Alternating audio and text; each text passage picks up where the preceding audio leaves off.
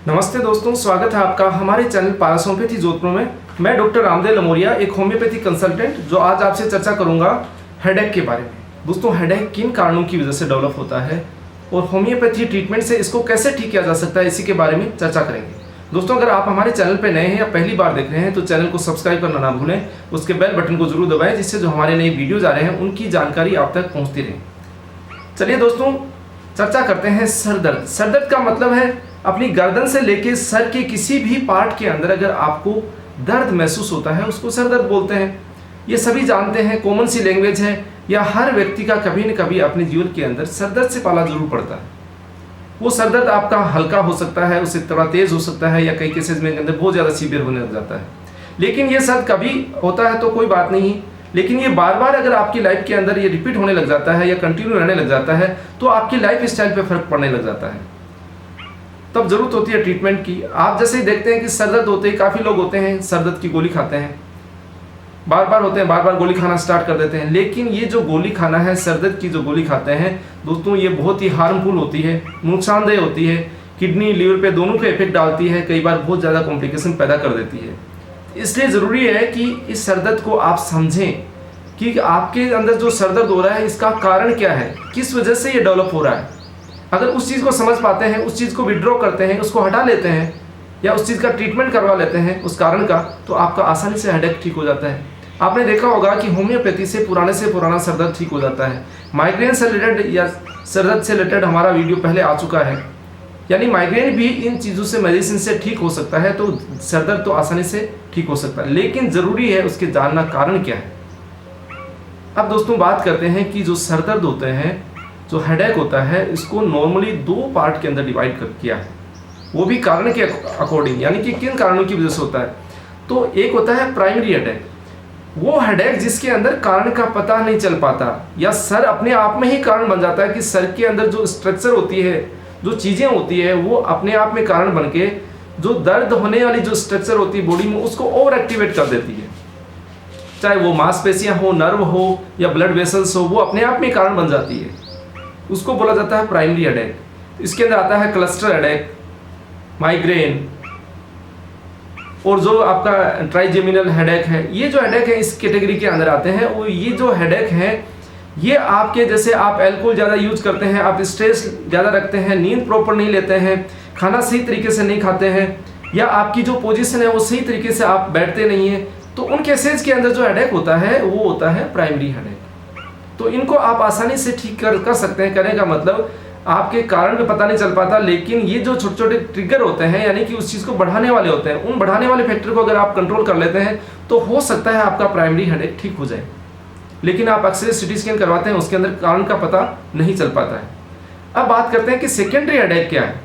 Secondary headache का मतलब उसका कारण दूसरा रहता है, यानी ब्रेन को मैंने जो पार्ट बताया ना, वो हेडेक का कारण नहीं बनते हैं। उनके अंदर कोई दिक्कत पैदा होने की वजह से अगर सर दर्द रहने लग जाता है, उसको बोला जाता है सेकेंडरी हेडेक। सेकेंडरी हेडेक के बहुत सारे कारण होते हैं।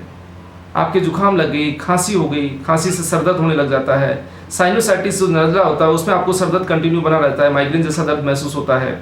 आँख के अंदर कोई इन्फेक्शन हो गया, ग्लूकोमा हो गया तो भी आपको हो सकता है। कान में अगर दर्द है तो भी हो सकता है। दांत में दिक्कत है तो आपको सर दर्द हो सकता है। खाने पीने में उल्टा सीधा आ गया, गैस बन गई, पेट में भारीपन हो गया तो सर दर्द हो सकता है। कब्ज आपको रह रही है कंटिन्यू तो भी सर दर्द हो सकता है। या आपके कोई ऐसी चीज़ खाने में आ गई, पॉइजन आ गया तो आपको सीवियर हेडेक रह सकता है। या आपकी किसी भी ब्लड प्रेशर की वजह से, हाइपरटेंशन या लो बीपी की वजह से कई बार सर दर्द होने लग जाता है। या फिर आपकी जो ब्रेन की जो मेम्ब्रेन होती है उसके अंदर सूजन आने की वजह से, या कुछ जो केस होते हैं जैसे कोई ट्यूमर बनने की वजह से, तो भी सीवियर हेडेक होता है। इसके साथ में बहुत सारे कारण होते हैं, एनसेफेलाइटिस है, मेनिंजाइटिस है, या किसी भी तरीके का कोई एन्यूरिज्म होता, जो नलियाँ होती है, रक्त वाहिनियाँ वो फूल जाती, गुच्छा का रूप ले लेती है, वो हो सकता है। यानी कि जो छोटे मोटे कारण जो भी होते हैं जिनकी वजह से हेडेक के अंदर दर्द क्रिएट होता है, सर दर्द क्रिएट होता है, वो होते हैं सेकेंडरी कोज के अंदर। अब इन कोज को आप पहचान लेते हैं, उनका ट्रीटमेंट प्रॉपर तरीके से होता है तो आपके हेडेक को ठीक किया जा सकता है। अब दोस्तों बात करते हैं कि ये जो आपका हेडेक है इसको होम्योपैथिक मेडिसिन से कैसे ठीक किया जा सकता है। आपने देखा होगा कि आप थक हार चुके हैं, बहुत सारी दवाइयाँ ले लेते हैं, पेन किलर खा लेते हैं, लेकिन वो दर्द आपका एज इट इज बना रहता है। जब तक वो दवाइयाँ असर करती है तब तक आपका दर्द रहता है, उसके बाद वापस हो जाता है। तो इसके लिए होम्योपैथी मेडिसिन या ट्रीटमेंट करने से पहले मैं आपको समझाना चाहूँगा कि हम या होम्योपैथी डॉक्टर के पास जाने से पहले आपको कई चीज़ें जाते हैं, तब आपसे कई चीज़ें पूछी जाती है कि आपके सर दर्द कौन से पार्ट में है, कहाँ पर है, आगे है, पीछे है, या आगे से पीछे की तरफ होता है, या कैसा महसूस करते हैं आप सर दर्द। आप जो अदर सिस्टम के अंदर मानते हैं कि सर दर्द का मतलब दर्द होना, लेकिन होम्योपैथी डॉक्टर के लिए मायने रखता है कि आपकी इसकी लोकेशन क्या है, किस तरीके का हेडेक आपको हो रहा है, कैसा महसूस कर रहे हैं आप, इसके अंदर किससे आराम मिलता है, किससे बढ़ता है, और इसके साथ साथ में क्या दिक्कत रहती है। आपको सर दर्द के साथ में कुछ दिक्कत रहती है तो भी आपको ये होता है कि उसके अकॉर्डिंग मेडिसिन दी जाती है, तो आसानी से सर दर्द आपका ठीक हो जाता है। अब बात करते हैं कि दोस्तों जो medicine, top leading medicine homeopathy के अंदर आती है बेलाडोना। बेलाडोना 30 पावर के अंदर 30 to 200 पावर कोई भी यूज की जा सकती है अकॉर्डिंग टू प्रॉब्लम के अनुसार। तो सबसे जो थ्रोबिंग हेडेक, वोलेंट हेडेक, कई बार होता है कि एकदम से सडन हेडेक होता है, बहुत तेज सर दर्द, सर बैठ के पकड़ के बैठ जाते हैं, ऐसा सीवियर हेडेक होता है। उन केसेस के जिसमें चेहरा लाल हो जाता है, एकदम से गर्म गर्म चेहरा लगने लग जाता है, और वो सर दर्द फटाक से थोड़ी देर बाद खत्म भी हो जाता है।